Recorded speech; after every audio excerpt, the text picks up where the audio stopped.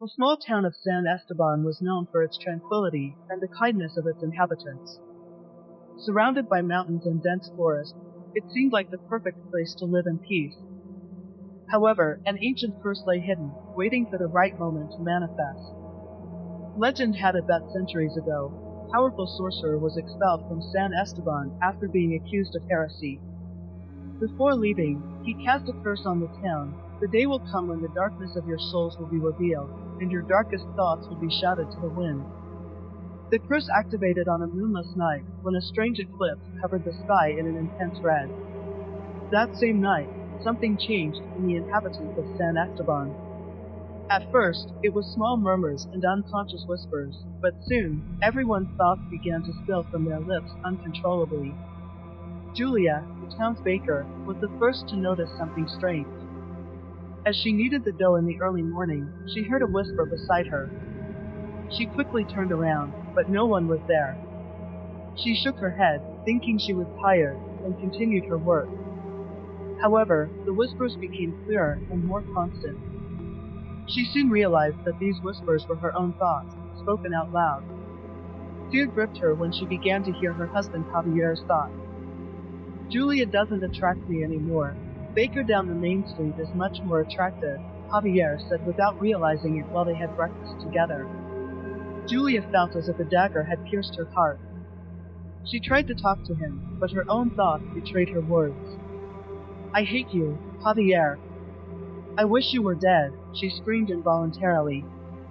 The curse spread rapidly through the town. At the school, children shouted their most innocent and cruel thoughts. The teacher, Mrs. Ramirez, was in shock when one of her students yelled, I hate Mrs. Ramirez, I hope she dies. Parents, upon learning what was happening, were filled with despair. Everyone in San Esteban was exposed to each other's true opinions and desires.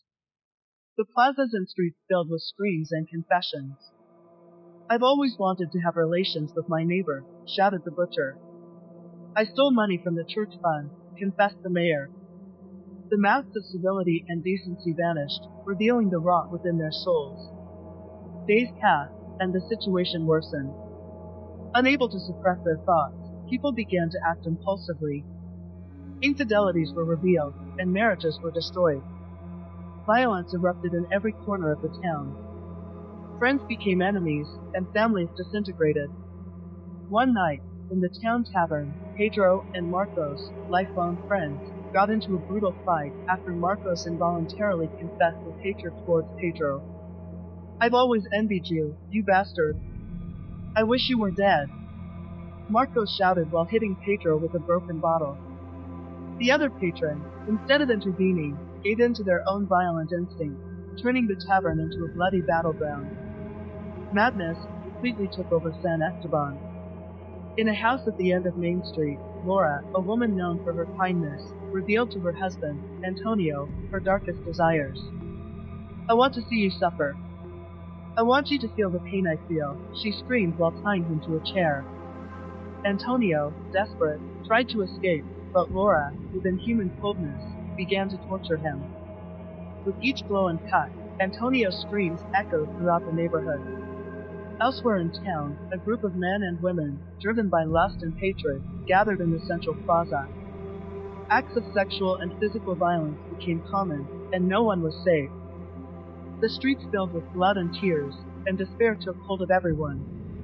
Desperate to find a solution, a small group of inhabitants, led by the town's priest, Father Gabriel, decided to seek help.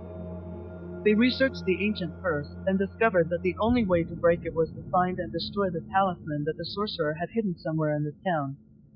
The search was arduous and dangerous. Every corner of the town was filled with threats, and the searcher's own thoughts constantly betrayed them. I don't trust you, Father Gabriel, thought Marta, a young woman who had lost her family in the chaos. I wish everyone would die, thought Carlos, a man tormented by guilt. Finally, after days of searching and suffering, they found the talisman buried beneath the church altar. Father Gabriel, with trembling hands, held it high and recited an ancient prayer. At that moment, a bright light enveloped the town, and one by one, the inhabitants fell to the ground, unconscious. When they awoke, The eclipse had disappeared, and the sky was blue again. Thoughts were no longer spoken out loud, and peace slowly returned. However, the scars of the chaos they had lived through remained.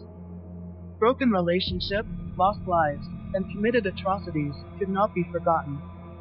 San Esteban was never the same. The inhabitants, now aware of the darkness within their hearts, lived with constant distrust and fear. The words that once spilled from their lips, like daggers, could never be unsaid. The sorcerer's curse had fulfilled its purpose, revealing the true nature of people and leaving an indelible lesson in San Esteban.